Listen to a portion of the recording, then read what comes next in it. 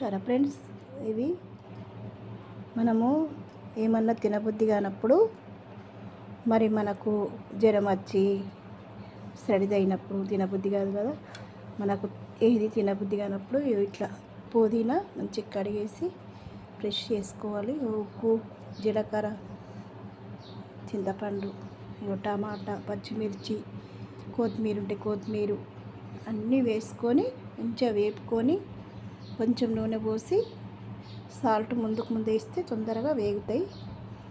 అందుకే నేను వేసిన, మీరు కూడా వేసుకొని చేసుకోండి. ఇది చట్నీ వేసుకొని తింటే చాలా రుచిగా ఉంటుంది, మనకు ఆరోగ్యంగా ఉంటుంది. ఓకేనా ఫ్రెండ్స్. ఇగో పల్లిది ఇది పల్లి, ఇక కుడక, ఇక కొబ్బరి, ఏది కొంచెం వేసుకొని చట్నీ చేసుకుంటే చాలా రుచికరంగా ఉంటుంది.